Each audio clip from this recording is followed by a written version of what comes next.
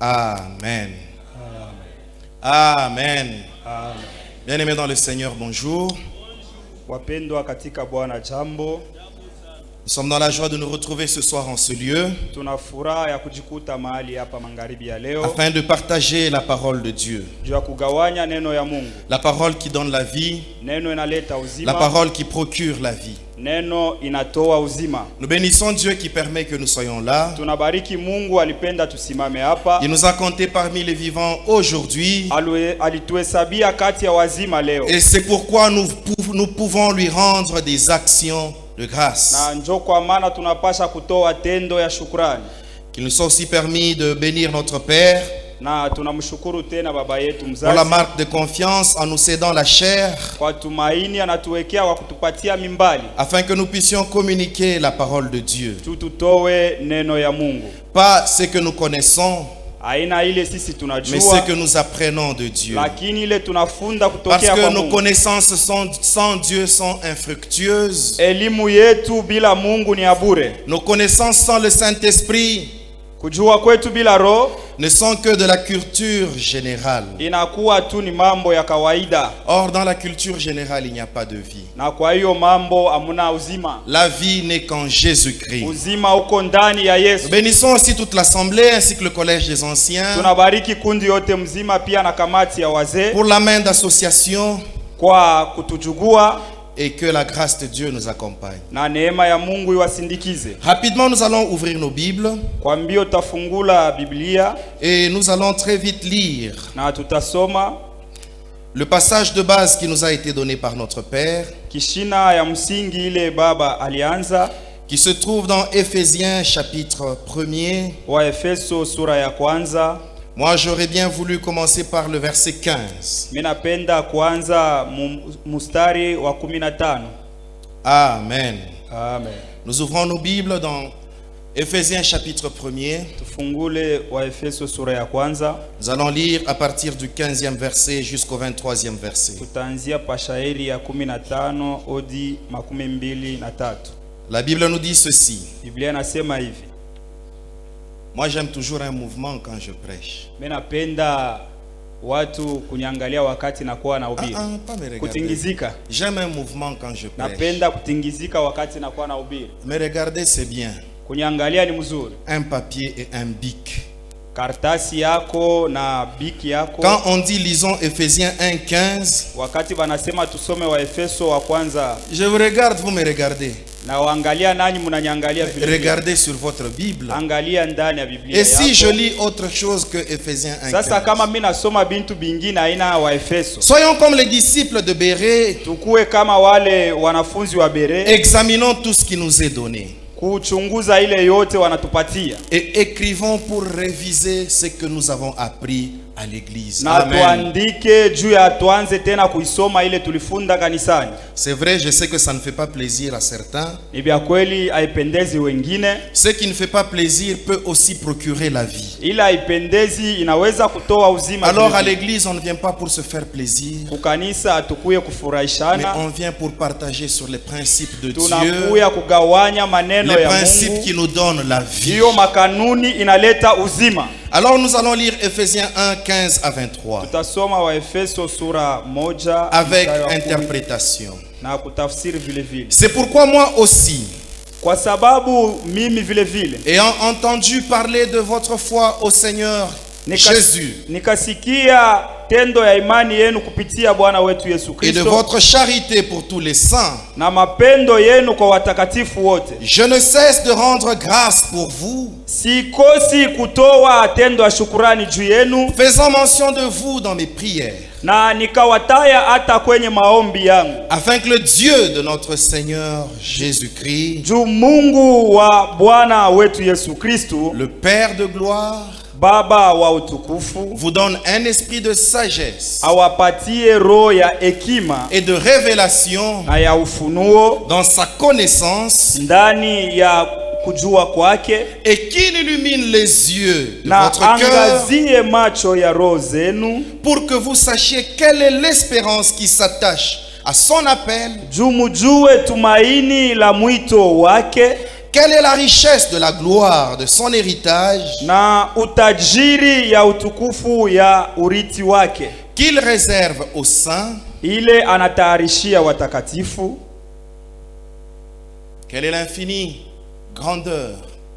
Quelle est envers nous qui croyons l'infinie grandeur de sa puissance? Na kwa ile sisi tunaaminia ukubwa wa uwezo wake, Se manifestant avec efficacité par la vertu de sa force. inajionesha kwa haki kupitia nguvu zake. Il l'a déployé en Christ, Alitia ndani ya Kristo en le ressuscitant des morts, kwa kumfufua toka wafu, et l'a fait asseoir, en le akamwikalisha faisant asseoir à sa droite, kwa mkono wake wa kuume dans les lieux célestes, juu ya mbingu, au-dessus de toute domination, juu ya utawala wote, de toute autorité, hata ya wakuu wote, de toute puissance, ya uwezo wote, de toute dignité na hata ya utawala, et de tout nom qui se peut nommer, na juu ya majina yote inatajwa, non seulement dans le siècle présent, haina tu kwa ulimwengu wa sasa, mais encore na tena dans le siècle à venir. kwa ulimwengu utakao kuja. Il a tout mis sous ses pieds Aliweka yote chini ya miguu yake, et il l'a donné pour chef suprême à l'église, na akaleta kama mkuu wa kanisa, qui est son corps,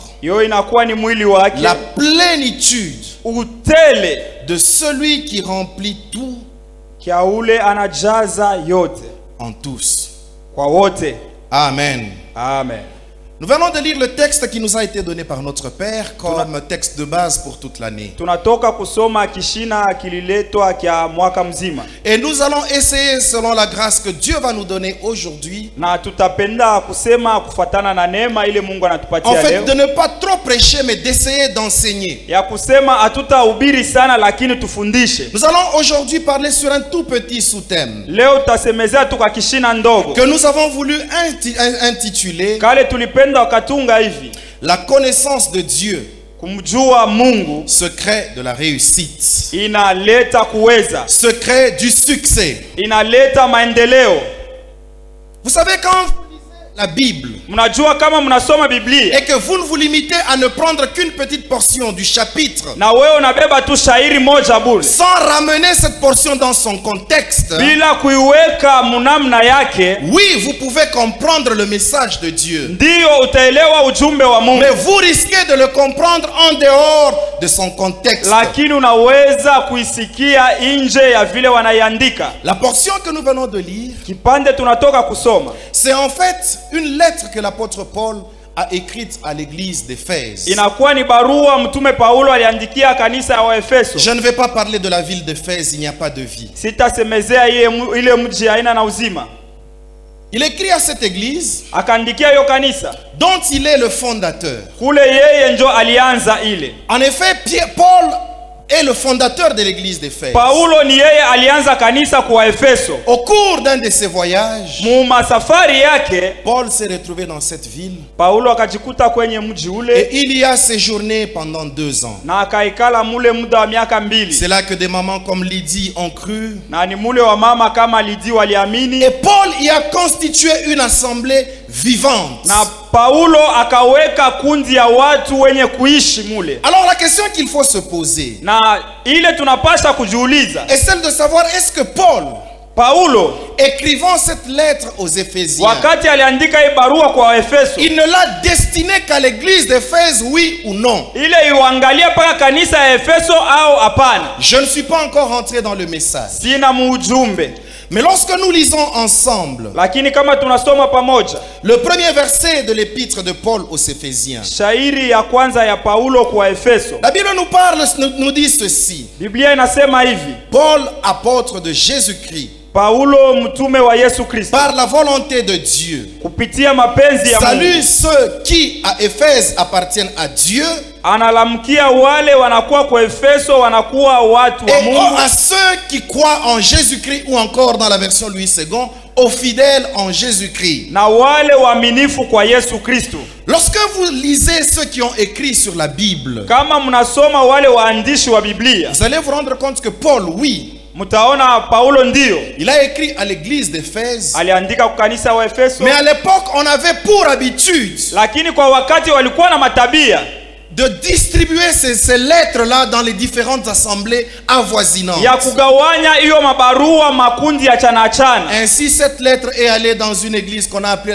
l'église de la vallée de Lycus, ainsi que les autres églises environnantes. Na ile barua ilienda mafasi ya kuachana. C'est ainsi que, Na njo pale lorsque vous lisez le verset 15 par lequel nous avons commencé, wakati unasoma mstari wa 15, Paul dit ceci: Paulo anasema hivi, pour toutes ces raisons, njo kwa maana moi aussi, mimi vile vile, après avoir entendu parler de votre foi, kisha kusikia kusemezea juu ya imani yenu. Paul est le fondateur de cette église. Paulo yeye njo alianza hiyo kanisa. Comment pouvait-il encore entendre parler de la foi des Éphésiens? Sasa namna kani aliweza kusikia wasemezee C'est imani lui yao? qui avait fondé cette église Ni d'Éphèse. yeye alianza hiyo kanisa. Et nous savons que Paul, Na tunajua Paulo fondant l'église, wakati alianza hiyo a kanisa commencé par donner les rudiments, alianza kuleta les mafundisho ya préalables msingi. qui font de nous ce que nous sommes. Hiyo makanuni inafanya tukue hivi. Ainsi, lorsque Paul Sasa pale Paulo dit qu'il a entendu parler de la foi des asema chrétiens d'Éphèse, alisikia juu ya imani ya Waefeso, on peut sous-entendre deux aspects de choses. tunaweza kuelewa vitu mbili pale.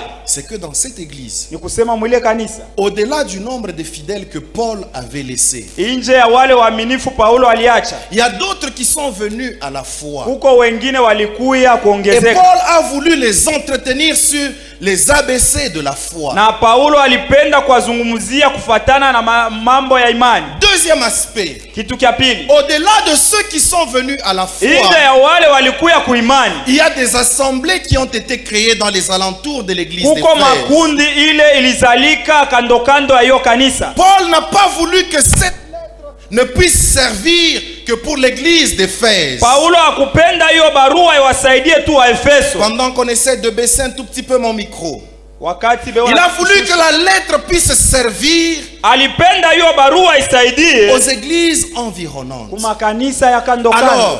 Njo kwa maana si à l'époque, kama kwa hiyo wakati cette lettre a aidé les églises environnantes, hiyo barua isaidia makanisa pas kando seulement kando, l'église d'Éphèse, haina paka kanisa pas wa seulement Efeso, celle de la vallée de Lycus, haina paka hiyo ya pas vale de Lycus, seulement les nouveaux convertis à Éphèse. wala wale waamini wa sasa kwa Cette Efeso. lettre peut aussi nous aider, nous Hiyo d'aujourd'hui. barua inaweza kutusaidia vile vile sisi wa leo. Alors quand tu lis la Bible, Wakati unasoma ne Biblia, la lis pas comme un livre d'histoire. usisome kama kitabu kia Ne te hadithi, limite pas aux connaissances historiques, non. usisimamie tu kwa hadithi. La Bible Hapana, est le seul livre qui contient la vie. Biblia inakuwa ni kitabu moja tu, inakuwa na Et uzima, ce livre n'est pas écrit pour être raconté. na hiyo haikuandikiwa kama hadithi, Il est d'abord écrit pour être vécu. inaandikiwa juu tuishi. Amen. Amen. Qu'est-ce que Paul fait?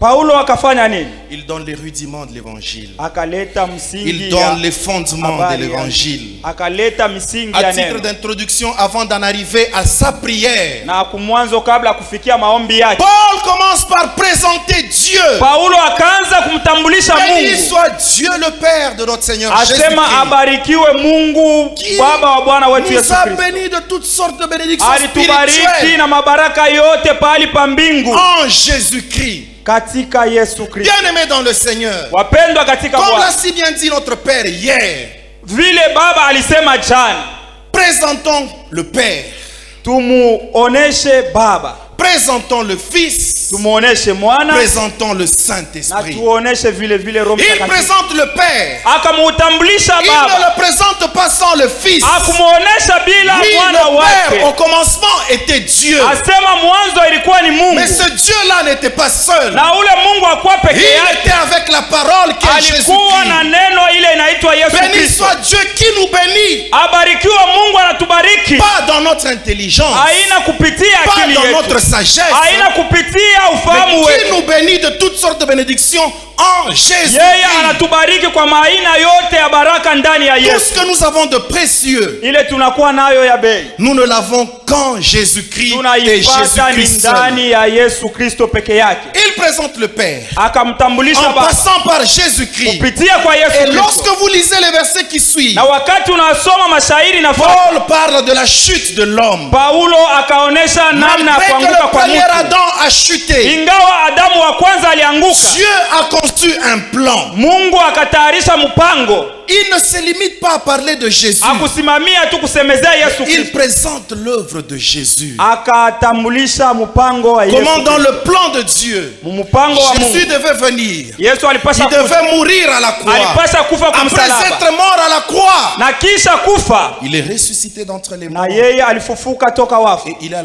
assis à la droite du Na Père. akakaa kwa mkono wa kume wa Mungu.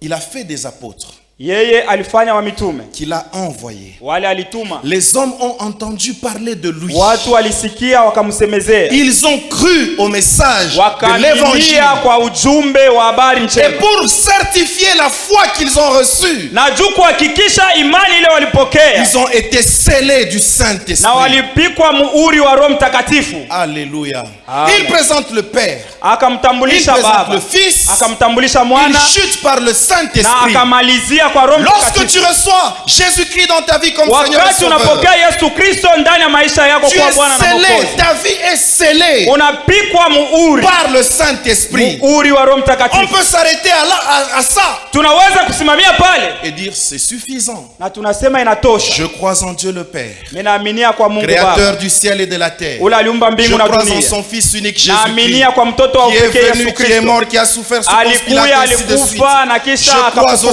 Saint-Esprit. Naaminia Roho J'ai Mtakatifu. été scellé, c'est tout. Nilipikwa muhuri, kunaisha. Paul ne s'arrête pas là. Paulo akusimamia pale. Amen. Amen. Et c'est ainsi qu'il chute par sa prière. Na ni pale akaisha na maombi yake. C'est bien de croire en Dieu. Ni mzuri kuaminia Mungu. C'est très bien de recevoir le Seigneur Ni Jésus. mzuri kumpokea Yesu Kristo. C'est excellent. Ni mzuri. C'est excellent d'être scellé du Ni Saint-Esprit. mzuri zaidi kupikwa muhuri wa Roho Mtakatifu. Ce n'est pas suffisant. Lakini haitoshi. Si c'était suffisant, Kama ilitosha, Paul allait arrêter. Paulo alipasha kusimama. Là, je vous ai présenté. Asema Et ça nilimitambulisha s'arrête là. na inasimamia pale. Paul continue. Lakini Paulo Il dit, aliendelea. c'est pourquoi, Asema njoo kwa maana ayant entendu parler de votre foi, nikasikia wakasemezea imani yenu. frère, à l'église, le message de l'évangile devra toujours être rappelé. Kukanisa hiyo ujumbe ya habari njema inapasha tu Nous bakukumbushe. devons revenir au rudiment de l'évangile. Tunapasha kurudilia hiyo Les misingi ya ABC neno de ya Mungu. l'évangile. Hiyo misingi ya neno ya Mungu. Pour poser les fondements de la foi. Vya kuweka misingi ya C'est imani. vrai. Ni vya kweli. Nous pouvons prêcher Tunaweza le kuhubiri, voyage, les kusafiri, diplômes, diploma, avoir des enfants, kuwa na watoto, avoir l'argent. kuwa na Mais fedha. ça te servira à quoi si tu n'en te Ile yote confies? itakusaidia kwa nini kama uingii kumbingu? Ça te servira à quoi d'avoir l'argent? Itakusaidia kwa nini kuwa na fedha? Mais la nuit, les sorciers viennent pour t'étrangler. Lakini ubusiku walozi wanakuwa kufinyanga Ainsi shingo. que Paul dit, Ndio kwa maana Paulo lorsque anasema, j'ai entendu parler de votre foi, wakati nilisikia wanasemezea oui, imani nous yenu, croyons à la foi de cette église de ndiyo Kamalondo. tunaaminia kwa hiyo imani Nous ya savons kanisa que cette Kamalondo. église fait de grandes choses. Tunajua kanisa inafanya vitu Nous vinene. entendons parler de ces choses. Tunasikia na vile vitu Et nous les wanavisemezea voyons. na tunabiona, Mais nous ne devons pas cesser de prier lakini hatutaacha kuomba et de faire mention des fidèles de cette église dans nos prières. na kutaya waaminifu wa hii kanisa maombi yetu. Pourquoi prier? Juu ya nini kuomba? Ces hommes qui connaissent Dieu, Wale watu wanamjua Mungu, ces hommes qui ont reçu Jésus, watu walimpokea Yesu ces Kristo, hommes qui sont scellés du watu Saint-Esprit, walipikwa muhuri wa Roho ils ont Mtakatifu, besoin d'autre chose au-delà de ça. wanakuwa na lazima na vitu vingine zaidi ya Afin hili. que le Dieu de notre Seigneur Juu Jésus-Christ, Mungu wa Bwana wetu Yesu Kristo, le Père de gloire, Baba wa utukufu, vous donne un esprit de sagesse et de révélation awapatie roho ya hekima na ya ufunuo dans sa connaissance. mu kujua kwake. Alléluia. Amen. Oui, Dieu possède la gloire, on l'appelle le Dieu de gloire. Vya kweli Mungu anakuwa na utukufu. Et lorsque nous lisons le verset 3, Na wakati unasoma sura, Dieu nous a déjà bénis. Mungu aisha kutubariki. Sa gloire, nous l'avons déjà. Utukufu wake tuko nao. Afin qu'il nous accorde sa gloire, Juu atupatie qui utukufu nous a wake. bénis alitubariki. Mais qu'il nous accorde quoi? Atupatie nini? Verset 17. Mstari wa 17. Un esprit de sagesse, Roho ya hekima et de révélation na ya ufunuo dans sa connaissance. ndani ya kujua kwake. J'aime la Bible. Minapenda Biblia. Vous allez lire un verset, je l'ai toujours dit, vous le comprenez comme ça. Utasoma shairi Face moja A, face B, unasikia face hivi. C. C'est que lorsque Dieu donne un esprit de révélation, Kama Mungu analeta roho ya ufunuo, lorsque Dieu donne un esprit de sagesse, wakati analeta roho ya hekima, c'est pour que nous puissions le ni connaître. kusema juu tumjue. Tu peux croire en Dieu, Unaweza kuaminia tu ndani peux ya connaître Mungu. Jésus, Unaweza kumjua tu peux Yesu. même être scellé du Unaweza Saint-Esprit, kupikwa muhuri wa roho, mais ne pas connaître Dieu. lakini haumjue Et Mungu. tu restes bébé Na éternellement. unabakia mtoto kwa umilele. Alors la prière que notre Père fait, Sasa maombi ile baba yetu anafanya, il l'a dit hier, alisema c'est que jana, cette année, hii nous mwaka puissions pénétrer ces versets. tuingie kwa uketo Cela ya veut hii dire quoi? shairi. Cela veut dire quoi? Ile inamaanisha Que nini? cette année, Ni kusema hii mwaka nous devrons apprendre à connaître Dieu. tunapasha kufunda kumjua Connaître Mungu, Dieu davantage. kumjua Mungu sana, Un esprit de sagesse roho ya hekima et de révélation dans sa connaissance. na ya ufunuo kupitia kujua kwake. La version Semeur l'explique très bien. Version Semeri inasema mzuri, Pour que vous puissiez vraiment le connaître. juu mujue kumtambua vizuri. Une autre version que j'ai lue, Na version ingine inasema hivi, celle-là elle est en anglais, mais la traduction dit le connaître mieux. asema kumjua vizuri. C'est que tu peux connaître Dieu, Unaweza kumjua Mungu, mais tu ne le connais pas bien. lakini umjue Tu vizuri. ne le connais pas mieux. Umjue vizuri. Alléluia. Amen. Alléluia. Amen. Je sais que quelqu'un va dire, Minajua mtu mmoja anaweza Dieu kusema c'est mon Père. Mungu ni baba yangu, Et ça tout le monde le sait. na ile watu wote Mais wanaelewa. va au-delà de Dieu c'est mon Père. Wende zaidi ya hiyo Mungu kwa baba yako. Tu dis Dieu c'est ton Père, Asema Mungu ni baba yako, mais tu as peur de lui. lakini uko na boka naye. Nous devons craindre Dieu, le servir avec Tunapasha tremblement. kuogopa na kumtumikia na boka bote. Dieu n'est pas ce papa méchant. Mungu ana saa ule baba mkali, Il ne nous repousse pas. yeye asitufukuzi, Il veut vivre tout près de nous. anapenda aishi kando kando C'est lui yetu. qui connaît Dieu. Ule anamjua Mungu, S'approche encore et davantage yeye de Dieu. anamkaribia tena C'est kabisa. que Paul a voulu Paulo alipenda qu'au-delà de recevoir Jésus, ya kusema zaidi ya kumpokea Yesu au-delà Kristo, de connaître Dieu, zaidi ya kumjua Mungu, au-delà de savoir, de croire en Dieu, zaidi ya kujua ni nini au-delà ndani ya d'être Mungu, scellé du Saint-Esprit, wala kupikwa muhuri wa Roho que Mtakatifu, l'Église connaisse Dieu, kanisa imjue Mungu, qu'il le connaisse mieux. imtambue vizuri. Alors connaître d'abord, ça signifie quoi? Kutambua inasema nini? Bon, je vais poser une question. Mimi napenda kumiswali. J'allais demander à l'école de dimanche, mais ils ne sont pas là. Nilipenda kuuliza kwa watoto poser une wa question Dimasha ici. wana wako. Naweza kuwaswali? Bon, frère, frère Alexis, Frère Alexis, est-ce que tu connais Mzee Jefferson? mnamjua ba mzee Jefferson? Ah, anajibu mzuri ça. Je le connais par son nom. Anamjua tu kwa jina yake. Frère Alexis, Frère Alexis, est-ce que tu connais vraiment Mzee Jefferson? unamjua vizuri mzee Jefferson? Eh, il vient de dire qu'il le connaissait par son nom. Asema alimjua tu kwa jina.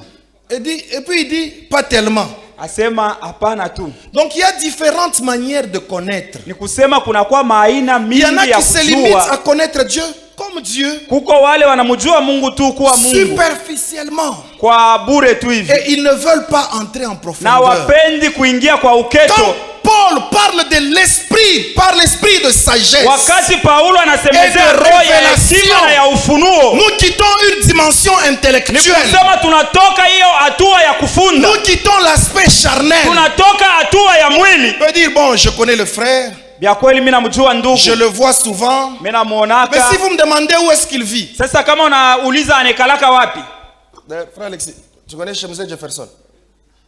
Tu as été dans sa chambre? Ah, mon salon.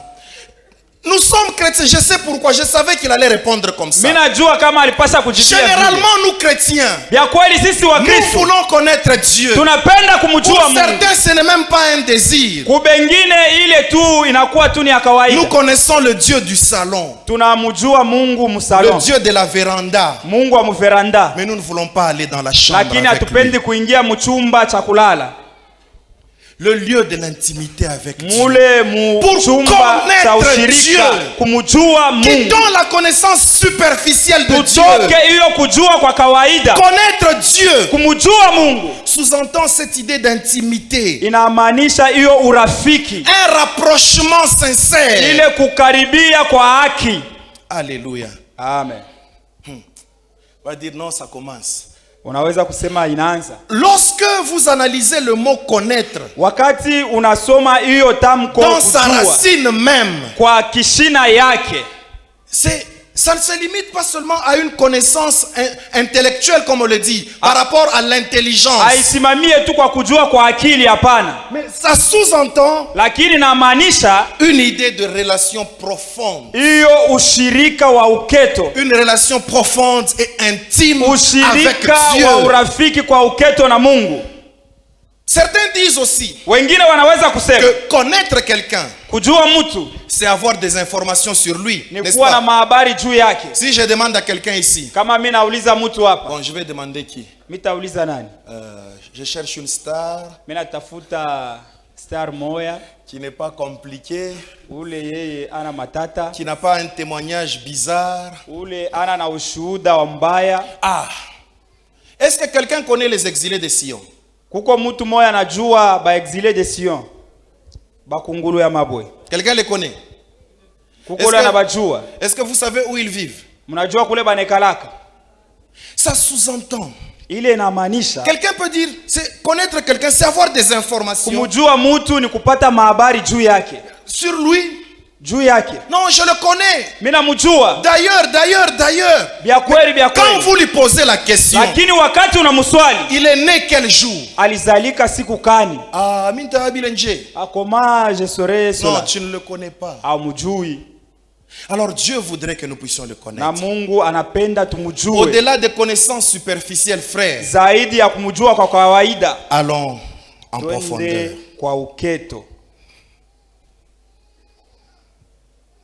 C'est vers cette dimension que Dieu veut nous amener. Ni kwa hiyo hatua Mungu anapenda Où il veut tufikie. amener son peuple. Anapenda Où il kupeleka voudrait que taifa nous yake. puissions vivre en intimité avec lui. Anapenda tuishi naye kwa urafiki. Où il voudrait que nous puissions le connaître en Ule profondeur. anapenda tumjue kwa Que nous uketo. puissions cultiver cette attirance avec lui. Tukue watu wale wanakuwa nampendeza kwake. Vous savez ce que Jésus a dit Unajua ile Yesu alisema dans Jean 17:3. Muyohano sura 17 mstari wa 3.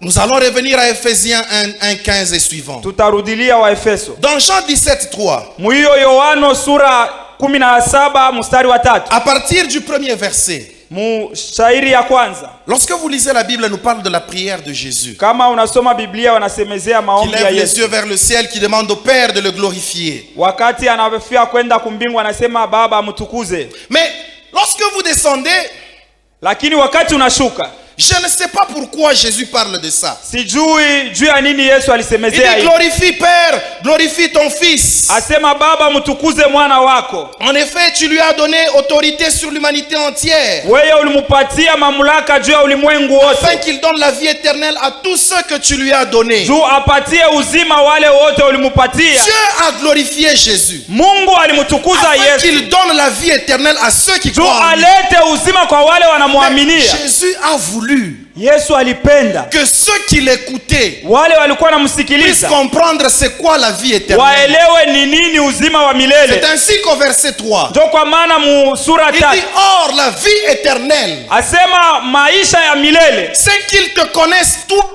vrai ni Dieu kusema wakujue weye Mungu wa kweli et celui que tu as envoyé Jésus-Christ. na ule ulituma Yesu Kristo. Qui a la vie éternelle ici? Nani anakuwa na uzima wa milele hapa? Alléluia. Amen. Alors tu es obligé Weye unalazimishwa de cultiver ton intimité avec Dieu. kutengeneza urafiki na Mungu. Tu es obligé Weye à unalazimishwa continuer à chercher à connaître Dieu uendelee encore kumtafuta, kumjua Mungu, kumjua Mungu Sinon tena. ça ne sert à rien. Juu ile haitatosha kukitu. Nous allons venir à l'église, nous chantons, nous dansons. Tunaweza kuya kanisa tunaimba tunacheza, Mais sans connaître celui en qui nous avons cru. bila kumjua ule tuliamini. Alléluia. Amen. Et qui connaît Dieu Na ule anamjua Mungu connaît Jésus. anajua Yesu. Et les deux là, Na wale wawili, Dieu et Jésus, Mungu na Yesu, ne marchent pas seuls. hawatembee peke yao. Amen. Amen. Paul les présente. Paulo J'en ai anawatambulisha. parlé à l'introduction. Kumwanzo Le tulisema Père, Baba, le Fils Mwana et le na Roho Saint-Esprit. Mtakatifu. Lorsque tu as le Fils, Wakati uko na Mwana, il te scelle de l'Esprit. anakupika Et muhuri wa lorsque Roho. l'Esprit commence son œuvre en Wakati toi, Roho inaanza kazi ndani il ne mwako, parlera pas de lui-même. haitasemea peke yake, Il parlera du Père. itasemea juu ya Il Baba, parlera du juu ya Fils. Mwana. Il t'apprendra à connaître le Père, Itakufundisha à connaître utambue le Fils Baba na et Mwana à marcher na avec lui. kutembea pamoja naye. Ah, que Dieu nous aide. La prière principale de Paul Maombi ya msingi ya Paulo se situe au verset 17 à 19. inakuwa mshairi ya 17 18. Nous allons revenir à ces versets. Tutarudilia ile. Afin que le Dieu de notre Seigneur Jésus-Christ Mungu Bwana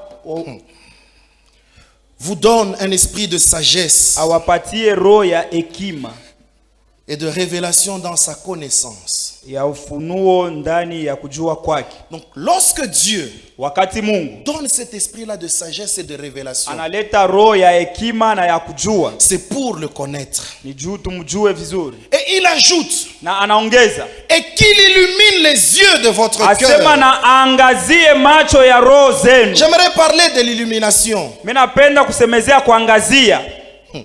Les gens vont dire, bon voilà, transformé par avocat.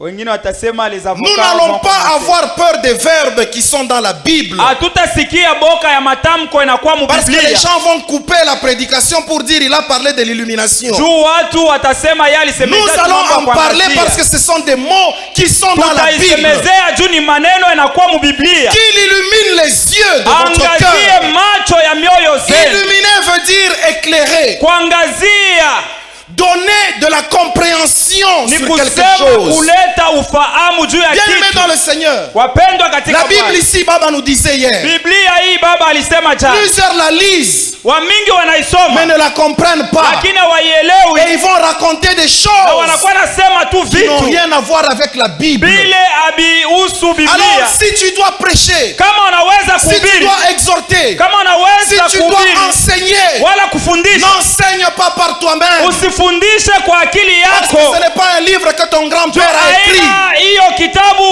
babu Ce aliandika, n'est pas ton grand-père qui l'a écrit. aina hiyo Biblia babu Mais c'est le aliandika, Dieu vivant lakini ni Mungu qui mzima a inspiré des hommes ule alifunulia qui ont watu transmis sa pensée. juu ya kuwapatia Et ils ufahamu l'ont wake transmise fidèlement. na wailete kwa Alors, uaminifu pour comprendre la parole de Dieu, juu ya kuelewa neno ya Mungu. Paul qui en avait reçu la révélation, Paulo ule alipokea ufunuo après qu'il ait enseigné à cette église kisha d'Éphèse, kufundisha kwa hiyo kanisa ya Efeso, après qu'il ait représenté le Père, kisha kuwatambulisha après Baba, qu'ils aient cru au Fils, kisha après kuwatambulisha qu'ils Mwana aient été scellés, na wapikwa muhuri, il prie qu'ils aient un esprit de sagesse et na de révélation. anaomba asema wakuwe na Pour roho ya hekima na ya connaître. ufunuo juu ya kujua. Et la connaissance Na kujua ne suffit pas. haitoshi, Il faut que ce soit une connaissance inapaswa kuwa hiyo kujua éclairée ya kuangaziwa par l'Esprit. kupitia roho.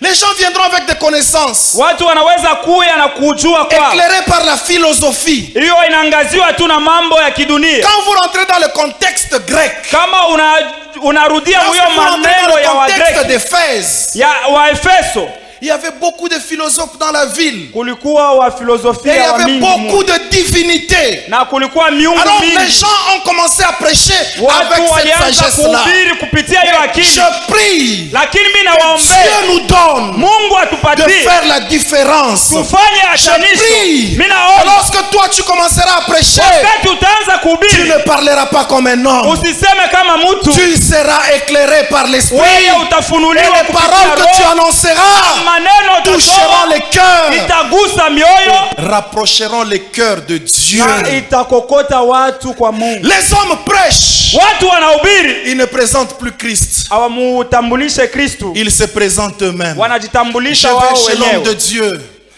J'en ai vu un qui disait, Nilionaka moya ko nasema le soir je vais te visiter dans ton songe. magharibi mi itakuepekua mu ndoto yako. Sorcier. Mlozi. Et quand vous voyez ces gens, Kama unaona wale watu ils ont des foules qui les suivent. beko na kundi ya watu wanawafata. Alléluia. Amen. Intelligence obscurcie. Akili yasipo Mais kuangaziwa. prions pour notre église. Tuombe juu ya Que kanisa ces yetu. choses-là ne nous atteignent Tubile pas. vitu Que nous visitufikie. puissions garder la saine doctrine. Siye tuchunge Et iwe injili ya kweli. pour ça, Kwa ile nous devons revenir au pied du maître tunapasha kushuka chini ya miguu et ya lui mwalimu demander d'éclairer les yeux na de nos kumulomba cœurs. yeye Qui angazie nous donne macho la ya mioyo yetu, lumière, atupatie qui nuru, nous éclaire alors que nous lisons, atuangazie alors wakati que nous tunasoma, méditons, wakati alors que nous tunatafakari, prions. wakati tunaomba, que sa lumière soit là nuru yake iwe pale, pour que nous puissions demeurer fidèles juu tukuwe waaminifu à la doctrine de Jésus. kwa hiyo kanuni ya Yesu. Amen. Amen. Qu'il illumine les yeux de nos cœurs. Angazie macho ya mioyo yetu. Alors la question qu'il faut se poser, Sasa hiyo tunapasha kujiuliza, est-ce que le cœur, roho est-ce que le cœur a des yeux? roho inakuwa na macho? Déjà qu'il faut définir le cœur. Ifo kufafanusha roho. Est-ce que c'est l'organe qui est dans le corps du frère Ni Daniel hiyo kipande ya mwili inakuwa ndani ya qui ndugu pompe le Daniel, sang à travers le corps? ile inakuwa naleta damu Je ne uro pense pas. mwili? Hapana, Je ne pense pas. haina ile. Lorsque Paul parle des yeux du cœur, Wakati Paulo anasemezea macho ya il roho, utilise le langage un peu comme celui qu'utilisait le Seigneur Jésus. anatumia misemo kama ile Yesu alikuwa On anatumia. appelle ce langage-là métaphorique. Wanasema metaphorique, C'est une métaphore, c'est-à-dire une image, un langage imagé. ni kusema hiyo misemo ya kuonesha. Il fallait, j'ai parlé du public principal, Nilisemezea juu ya kundi, ceux à qui la lettre était adressée. wale barua Il iliwaelekea. fallait que Paul parle dans le langage du temps Paulo alipasa kusemezea kwa hiyo pour qu'ils comprennent. juu aelewe, Alors il leur parle des yeux du cœur na wakaonesha qui macho ya doivent roho, être illuminés. ile inapasha kuangaziwa. Le cœur n'a pas Dieu. Le cœur n'a pas Dieu. Roho haina na Mungu, Mais au contraire, Paul parle lakini Paulo anasema de cette faculté. kwa hiyo kipande Uwezaji. uwezaji, Cette capacité de comprendre les hiyo choses. uwezaji ya kuelewa Que vitu, Dieu éclaire ya kusema Mungu votre angazie, compréhension de sa parole. kuelewa kwako Que Dieu kwa neno. éclaire. Mungu angazie Lorsque vous lisez, wakati que vous unasoma, puissiez voir wewe uone et comprendre na sa pensée. uelewe mawazo yake. Alléluia. Amen. Qu'il illumine les yeux de votre cœur. Angazie macho ya mioyo. L'église a besoin d'illumination. Kanisa inakuwa lazima De na la nuru, lumière de l'esprit nuru ya roho, pour comprendre Dieu. juu aelewe Mungu. C'est vrai. Vya kweli Nous n'allons pas le comprendre dans sa totalité. hatutaweza kumjua kwa unene wake Même wote, Dieu ne s'est pas encore révélé hata complètement. Mungu asijifunui. La révélation est progressive. Ufunuo unakuwa ni kwa hatua, Mais il voudrait que par l'esprit, lakini anapenda kupitia l'église roho comprenne le plan de Dieu kanisa ielewe mipango ya Mungu sur l'église. juu ya kanisa. En fait, ce qui fait perdre les gens dans l'église, c'est quoi? Ile inakuwa napoteza watu mkanisa. C'est Nini? parce que nous ne comprenons pas que tout ce dont nous avons besoin, Ni juu atujue ile yote tunahitajia, nous l'avons déjà. tuko nayo. Dieu a déjà tout prévu. Mungu ashatayarisha yote. Et dans son plan, na mumipango yake rien ne pourra échouer. hakuna kile kinaweza kushindwa. Mzee Basile nous a dit ça le dimanche. Mzee Basile C'est alisema que dimanche, Dieu a prévu kile Mungu alipanga va se faire certainement. ile itatimilika. Alors qu'est-ce que le diable vient nous faire? Sasa ni nini ile shetani anakuwa Il vient, kutufanya? il te dit, Anakuwa anakuonesha ton cas est compliqué. mambo yako iko nguvu, Mais il y a une petite chose simple à sasa faire. kuka kitu kadogo kakufanya Viens seulement. kuya tu. Et comme nous aimons la simplicité, Na vile tunapenda tu vitu byepesi, bash, yo na yo ni kwenda tu na shimama. parce que c'est aller se tenir seulement debout, Kunaishi. c'est fini. Mais quand tu y vas, Wakati unaenda tu t'es placé sous une autorité wewe unajiweka chini qui ya n'est pas celle mamlaka de Dieu. ile aina ya Tu Mungu. es en train de te tremper dans les ténèbres. Banakuingiza kwenye giza. Je prie Mimi naomba que ton intelligence, akili que yako, les yeux de ton cœur macho ya moyo puissent wako être éclairés. Que iangaziwe, ton intelligence, akili yako, ta tête, kichwa ton yako, cerveau, hata l'homme intérieur mtu wa ndani puisse être éclairé. angaziwe. Bon, je vais le dire quand même. Mimi napenda Il y en a kusema qui pensent que la Bible, kuko wale wanasema kama Biblia on la lit en esprit. unaisoma kwa roho. Tasoma katika roho. Je lis en esprit. Oh la chimeliken. Haleluya. Frère, Ndugu, la Bible, Biblia tu la lis en Swahili, unaisoma tu la mkiswahili, lis en Kiluba, unaisoma tu la mkiluba, lis en français. unaisoma C'est que quand tu lis là en Swahili, wakati unasoma il mswahili y a la grammaire, il y a l'orthographe, il y a toutes ces choses uko grammaire bile vitu vyote, que naturellement tu dois comprendre. na ile unaweza kuelewa, Mais la compréhension naturelle ne suffit pas. lakini kuelewa kwa mtu Tu hakutoshi. as besoin du Saint-Esprit Unakuwa pour lazima na t'éclairer. roho juu ikuangazie. C'est ça la lumière dont nous avons Hiyo besoin. nuru Il tunahitaji, illumine notre compréhension. angazie kuelewa kwetu. Quand je lis la Bible en Kiluba Wakati par nasoma exemple, Biblia mkiluba, Pene pa Yehova leza wane na hivi na pale hivi. Mungu alisema hivi na Que hivi. Dieu me parle Mungu dans la anisemezee langue que je comprends. kupitia hiyo Que lugha naelewa l'esprit vizuri, m'éclaire. roho Et iniangazie que je comprenne la pensée na de Dieu. nielewe mawazo Quand ya je la Mungu. lis en français, Wakati naisoma mkifaransa que je comprenne. nielewe, Que je saisisse le message de Dieu. nichukue hiyo C'est ujumbe wa ça que Mungu. Paul veut Na ni ile Paulo à anatamania l'église d'Éphèse. kwa kanisa ya C'est Waefeso, ça que Dieu ni veut ile Mungu pour anatamania l'église de Kamalondo. kwa kanisa ya Des Kamarondo. gens qui ont l'intelligence éclairée. Watu wako na akili yenye kuangaziwa. Nous ne vous mentirons pas ici pour nous donner l'argent, non. Hawezi kukudanganya juu ya ulete Je fedha. préfère un jour on fait des appels de fonds. Mimi napenda siku moja wakati unakuwa nafaa appel de fonds, Dans ces enveloppes, muhiyo mabaasha tu vas racheter tes enfants. weye utauza mo batoto prie yako. Mimi Que naomba personne ne s'élève. na mutu asisimame Ah voilà.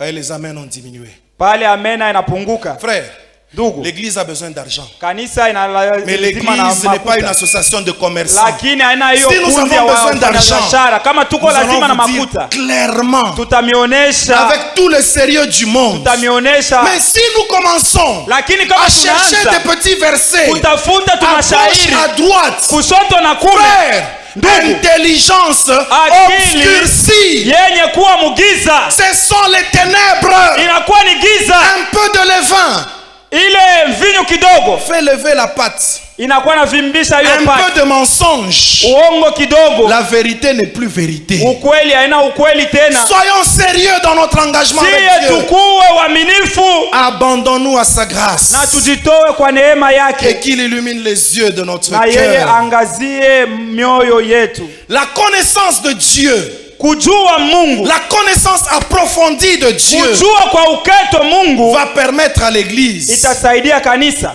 d'aller dans de nouvelles dimensions. yende muhatua mupya. Si dans cette église, Kama mwi kanisa tous nous lisons la Bible, sisi wote tous tunasoma nous la Biblia, méditons, tunaitafakari, si nous venons prêcher sur l'argent, tunahubiria juu ya vous franga, allez comprendre que c'est normal, l'église a besoin d'argent et nous allons donner. utaelewa kama ni ya kawaida kanisa Si nous inahitaji prêchons pesa. sur le péché, Kama tunahubiri juu ya nous dhambi, allons nous tous revenir en sisi nous-mêmes wote tutarudia et arranger nos vies pour avancer na avec Dieu. tunatengeneza maisha yetu juu ya kuendelea na Mungu. Te Kuelewa permettra de te débarrasser des péchés, usiseme tu kuacha dhambi, te permettra de te débarrasser des péchés. itakusaidia uachane na dhambi dhambi et d'aller vers la na sainteté. uende Mais ceux kuutakatifu. qui ont l'intelligence obscurcie Lakini wale wanakuwa na akili kwenye te giza diront, watakuonesha nous tous nous avons péché. sisi wote tuko watenda Et dhambi. Dieu nous pardonne, non? Mungu atuhurumie Continuons. na Frère, le tuendelee. péché est péché. Ndugu, zambi na bakia Que tu zambi. aies l'argent, que tu n'aies pas l'argent. Ukuwe na makuta au hapana, Le péché reste péché. zambi na bakia Quand tu as zambi. péché, Wakati ce n'est unafanya pas ton zambi, argent qui va racheter. haina makuta Quand tu as yako péché, itakununua. répands-toi. Kama unafanya Demande zambi, pardon, tubu. arrange avec Dieu et Tengeneza na évolue. Mungu na uendelee. Nous n'avons pas besoin de ton argent. Hatuna lazima Nous na avons hela besoin de yako. ton cœur. Tunakuwa lazima na L'approcher roho de yako Dieu kuipeleka kwa par la Mungu connaissance saine kupitia et ufahamu véritable de wa la nature de ukweli Dieu. wa umbo wa Mungu. Osée 4:6 nous dit ceci. Osee 4:6 Mon nasema hivi, peuple est détruit taifa yangu imeharibiwa parce qu'il lui manque la connaissance. juu inakosa ufahamu. Puisque tu as rejeté la connaissance, Juu wewe ulitupa ufahamu, je te rejetterai aussi. na mimi nitakutupilia vile Tu vile, seras dépouillé de mon sacerdoce. na wewe utatoshwa kwenye kikuhani Puisque changu. tu as oublié la loi de ton Dieu, Ila ulisaulika hiyo kanuni ya Mungu wako, j'oublierai aussi na tes mimi enfants. utasahau watoto wako. J'aime ce que me dit une autre version. Mimi napenda hiyo version nyingine inasema, Mon peuple meurt taifa yangu inakufa parce qu'il ne me connaît pas. juu hainijui. Frère, Ndugu, sœur, dada, maman, mama, si tu ne connais pas Dieu, kama umjui Mungu, si tu ne cherches pas à le connaître davantage, kama hautafute umjue kwa tu es ukete, en train de mourir petit à petit dans uko tous les nenda domaines de ta vie. mkufa pole pole mambo yote ya maisha. Alléluia. Amen. Mon peuple meurt parce qu'il ne me connaît pas. Taifa yangu inakufa juu hainijui. La version Louis II dit parce que tu as rejeté la Louis connaissance, II inasema juu wewe ulikatala ufahamu, je te rejetterai aussi. na mie La takutupilia. version Parole de vie dit parce que tu n'as pas voulu me connaître, Asema juu au kupenda kunijua, c'est pourquoi je ne veux plus de toi. ndio pale mimi sipende tena. Si nous ne voulons pas connaître Dieu, Kama tupende kumjua Mungu, Dieu ne voudra pas de nous. Mungu hata tupenda na shie. Vous avez déjà vu Ushakuonaka une fiancée ule mchumba ou encore un fiancé wala mchumba mwanaume qui s'attache à la fiancée anaambatana kwa mchumba mwanamke qui ne veut pas de lui. ula mpendi wewe shinipende nikatafute fois shingine. non et même pas je dois Si chercher tu ailleurs. n'aimes pas Dieu, Kama umupende si Mungu, tu ne veux pas le kama connaître, upende kumjua, Osée 4 dit, Osee inasema hivi, comme tu as rejeté, vile wewe comme tu ne ulitupilia, veux pas me connaître, vile upendi kunijua, je ne veux plus de na toi. mimi sikutaki, Mais gloire soit rendue à Dieu. lakini utukufu Parce hiyo que kwa l'Ancien Mungu. Testament est l'ombre des choses à venir. Juu agano Dans la le kale Nouveau inakuwa Testament, ni hiyo Jésus inaleta nous agano demande jipya. de venir à lui tel que Yesu nous sommes. anatuita tukuje gisi tulivyo. Venez à moi. Asema mkuje Prenez mon gisi joug. kwangu. Prenez mon joug. Mchukue mzigo Mon wangu. joug, il est léger. Inakuwa upepeo. Alléluia. Amen. Il y en a qui rejettent la connaissance. Kuko wale wanatupilia mbali kujua. Il y en a qui ne veulent pas de la connaissance. Kuko wale hawaipendi. Je l'ai toujours dit et je vais le redire Na encore aujourd'hui. isemaka na taisema tena. Nous sommes encore jeunes. Sisi tuko wa vijana. Mais quand nous écoutons notre père prêcher, Wakati wamshikia baba yuko na comme ubiri. hier il a dit, Sa vile jana alisema ce verset, hii shairi je l'ai lu dans 3 livres. na isoma mbitabu 3. Et celui-ci explique comme ça. Hii inatafsiria Celui-là, hivi. cet auteur explique ainsi. Ule anasema Et hivi. cet autre donne cette Ule interprétation. na yeye anasema hivi. Vous savez ce qu'il est en train de faire? Unajua ile anakuwa anafanya? Il fait tout simplement une théologie systématique. Anakuwa anafanya tu ni ile masomo ya Il étudie teolojia. différents textes Anakuwa anasoma hiyo et il maandiko tire sa conclusion. na yeye analeta hiyo Mais neno. jeunes que nous sommes, Vile tunakuwa biana, nous refusons de lire. tuko na katala kusoma. Je peux demander à quelqu'un qui a lu un livre chrétien cette année. Tauliza ni nani alisoma kitabu kimoja Ah, on est au mois de Kikristo hii janvier. mwaka. Au mois de janvier, cette année. Mwezi ya kwanza. 1, 2, 3, 4, 5, 6, 7, 8. Ah, frère, il faut tous amis. 9, 10. Donc, à peine une vingtaine de personnes Kama ni watu 12 tu. qui lit la Bible chaque jour. Nani anasoma Biblia kila siku? Regardez l'état. Angalia Regardez watu. l'état de l'église. Angalia. Comment allons-nous vouloir de Dieu? Sasa tutapenda Comment Dieu namna va-t-il gani se Mungu révéler en nous? atajifunua kwetu? Même le mariage. Hata ndoa. Ni pale mapendo inapita. C'est lorsque l'amour Kwa wale exagère. tumbi. Rio. que nous devons maintenant nous marier. Même Dieu, il y a des choses Hata Mungu que tu vivras. kunakuwa vitu unaweza Plus tu kuishi cultives l'intimité avec lui. wakati unashirikiana naye. Frère, Ndugu, tu te moques de ceux qui sont éprouvés. wewe unachekelea wale wanafuisha Il n'a rien dit parce que c'est à raison. Bila banasema njoye. parce qu'il a raison. Non, il y en a qui ne parlent pas. Kuko wale wasemi Parce que Dieu lui a dit de se taire. juu Mungu alimuonesha ikale kimya. Est-ce que toi tu atteindras le niveau où on parle de toi de midi à 14h, tu te tais et tu pleures dans ton coin? Na wewe unaikala pale uko nalia pembeni. Prions, Tuombe, cherchons tutafute à connaître Dieu. kumjua Et que Mungu. Dieu nous communique sa nature. Na Mungu La atupatie patience. umbo wake. La Bible utulivu. déclare, Biblia en inasema nous mirant dans sa parole, en nous mirant dans le miroir de sa parole, kujiangalia muneno yake nous sommes transformés en tunageuzwa la même image que nous voyons dans la Bible. kwa hiyo picha tunaiona L'image du mkilia. Fils de Dieu Hiyo umbo ya mwana wake s'imprime sur nous. hiyo Nous inaonekana sommes kwetu. fils de Dieu. Tuko watoto wa Mungu. Plus nous connaissons Dieu, Wakati tunamjua plus Mungu la nature de Dieu entre na dans nos umbo cœurs wake inaingia ndani ya et mioyo dans nos yetu vies. na ndani ya maisha yetu. C'est ainsi que les chrétiens ont été appelés chrétiens. Ndio pale Wakristo Parce waliitwa qu'ils avaient la Wakristo. nature de Christ. Ndio walikuwa na umbo wa Kristo. Quelque chose m'a fait peur. Kwa kitu kimoja kilinitisha. Dans Osée 4:6. Hosea 4:6 Tu as rejeté la connaissance. asema wewe ulitupilia mbali Je kujua, te rejetterai et tu seras dépouillé de ton na sacerdoce. mie mitakutupilia mbali na hautakuwa kuhani, Tu ne seras plus mon prêtre. hautakuwa tena taifa yangu.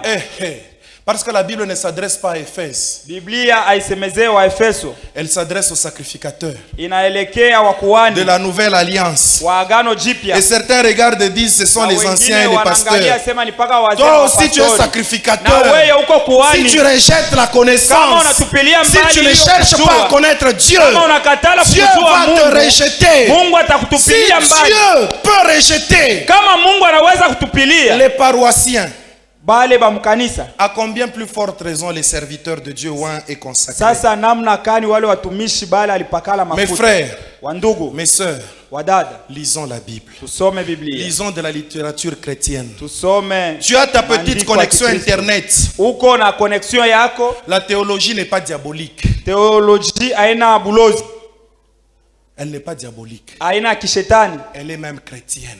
iko Kikristo vile vile. Malheureusement, Lakini ya ole, quand il y a du vrai, wakati kuwa ya il y ukweli, aura toujours du faux à côté. kuko vibaya na vyo Nous n'allons pembeni, pas rejeter le vrai. lakini tutatupilia Parce que mbali le faux ukweli. est à côté. Kama vibaya biko pembeni, Par tous les moyens, mu manamna yote, cherche à connaître Dieu. tafuta Cherche umjue à Mungu, apprendre beaucoup sur Dieu. tafuta ufunde juu ya Mungu. Comment allons-nous édifier les autres Tutatia kukamilisha wengine si namna kani nous-mêmes nous n'avons pas été édifiés? kama sisi wenyewe tukamilishwe? Alléluia, que Dieu nous aide Mungu atusaidie et qu'il ouvre l'intelligence de nos cœurs na afungue Qu'il illumine akili ya mioyo yetu, l'intelligence aiangazie akili et que nous puissions accomplir sa volonté, na tufanye que nous mapenzi puissions yake, saisir, comprendre ce qu'il veut de nous. tuelewe ile anatupendelea La kwetu. connaissance Kujua te placera au-dessus de ceux de ta génération. itakuweka juu ya bale ulizalikwa nabo. Tu n'as pas compris. Moi, j'ai Hauyaelewa. compris. Ce qui est malheureux aujourd'hui, Ile inakuwa ya ole leo. c'est que certaines églises, Makanisa ingine, pas la nôtre, hein, certaines hapana églises, yetu ingine, au lieu d'encourager le peuple à connaître Dieu, pali pa kuwatia nguvu watu wamjue à Mungu, cultiver l'intimité profonde avec Dieu, na wao watengeneze urafiki wa ndani na Mungu par des enseignements de qualité, kupitia par des mafundisho ya messages kweli, profonds. ujumbe wa uketo. Certaines églises restent sur ce qui est superficiel. Makanisa inabakia kubitu tu vya Pas kawaida. notre église. Hapana yetu. Certaines églises Makanisa ingine prêchent inahubiri la bonne sonorisation. kuwa na vyombo vizuri Le plus vya beau muziki. temple de la ville, c'est notre temple. Kanisa mzuri ya Lubumbashi ni yetu. Comme si le temple ira au ciel. Inakuwa kama Certaines hiyo églises, kanisa itaenda malheureusement, kumbingu. Ingine makanisa kwa ole prêchent. inahubiri. Non, vous savez, quand nous, nos cultes passent en direct, Unajua wakati la qualité de tunapita l'image kwa est magazeti, supérieure. hiyo picha inakuwa mzuri. C'est bien. ni mzuri. Mais qu'est-ce que ça amène à la foi? Sasa ile inaleta nini kuimani? Enseignons, prêchons Tuhubiri, tufundishe qualité de vie hiyo maisha ya qui kweli, plaît à Dieu. ile Une inamfurahisha qualité Mungu. de vie. Hiyo maisha, Aussi la trompette sonne aujourd'hui. kama tarumbeta inalia L'église leo, ira au ciel. kanisa itaenda La mbinguni. sonorisation n'ira pas au Hiyo ciel. miziki Le haitaenda temple kumbingu. n'ira pas au ciel. Les micros n'iront pas au ciel. Kibuyu hakitaenda kumbingu. Ce sont les hommes qui iront au Ni ciel. watu wataenda mbinguni. Formons l'homme. Tutunge mutu. Oui, le temple on doit l'arranger. Kanisa tunaweza Mais itengeneza, principalement, lakini kia kwanza enseignons tufundishe au peuple de Dieu kutaifa ya ce Mungu. qui est important sur la vie. Ile inakuwa ya lazima Le kwa reste, maisha. Dieu va nous l'accorder. Ingine Mungu atatupatia. La mort arrive certainement Kifo kinakuya quand on ne connaît pas Dieu. wakati hatumjui Mungu. Si tu gardes l'ignorance, Kama we haujui, même ton onction te sera retirée. hata upako wako wataibeba. Alors, Sasa vise de garder l'onction weye tamania kuichunga upako plutôt que la position. ke kutafuta uwe na cheo. Cela revient à dire Ile inasema hivi, que être pasteur, kuwa pastori, être ancien, kuwa diacre, mzee, diaconesse, bishop, shemasi, bishop, ça ne vaut rien devant Dieu. ile C'est vrai, haiyamaanishe c'est kitu Dieu qui a kumbele ya établi ces Mungu. choses. Ni vya kweli Même Mungu le aliweka bishop vile là, vitu. Hata ule bishop son âme, c'est le nafsi même yake prix que le petit enfant qu'il croit inakuwa na aujourd'hui. bei kwa ule Alors mtoto frère, amini leo. ne nous Ndugu, attachons pas à ces choses. tusiambatane kubile vitu, Attachons-nous à arranger notre intimité. tutafute kutengeneza Notre urafiki connaissance avec wetu, ufahamu Dieu. wetu na Mungu. Et lorsque tu connais Dieu, Na wakati unamjua Mungu, c'est alors que tu auras du succès dans ni tes pale entreprises. utakuwa na maendeleo makazi C'est yako, alors que tu réussiras. ni pale utaweza. L'ancien Basile nous a dit dimanche Mzee Bazili que ce alituonesha livre de la loi hiki kitabu kia ne sheria s'éloigne point de ta bouche. Médite le jour isiondoke et nuit mkinywa kyako, pour agir utafakari kila fidèlement siku selon na tout ce qui est utende kwa prescrit. uaminifu kufuatana na C'est vile alors aliandika. que tu auras du succès. Ni pale utaona maendeleo. La connaissance de Dieu Ufahamu wa Mungu passe inexorablement par le respect de Josué 1:8. inapita kufuatana na hiyo kitabu kia Yoshua sura ya kwanza mstari wa 10. Je peux te dire deux choses et finir. Takuonesha vitu mbili na tuishe. Pour mieux te détruire, Juu ya kujaribisha, le diable ne va pas détruire ta vie de prière. shetani hawezi kuharibisha maisha yako ya maombi. Voilà. Antakataza maombi. Que non, il veut interdire la prière. Pour mieux te détruire, Juu ya kukuharibisha, le diable va s'attaquer à ta connaissance. shetani ataanza kuharibisha kujua kwako. Si tu ne connais pas ton père, Kama haumjui baba tu ne yako, connais pas les capacités de ton père, haujue uwezaji wake, il y a des choses que tu ne lui demanderas kuko jamais. vitu bila hawezi kumulomba. Il va t'attaquer sur le terrain de la connaissance. Yeye Il va l'obscurcir. ataenda kuweka Il giza peut kule. même te laisser prier. Anaweza kuacha Parce uombe. qu'il sait que tu tournes en rond. Anajua uko La nazunguka tu. nourriture est là. Chakula iko C'est un hapa. exemple que papa nous a toujours donné. Ni mfano ile baba Au alitupatia. lieu de prendre ta main, Wakati ya wewe kubeba mkono yako, prendre la nourriture et manger, uchukue chakula ukule, toi tu commences à parler en langue. wewe unaanza kusema kwenye Du lugha. matin au soir.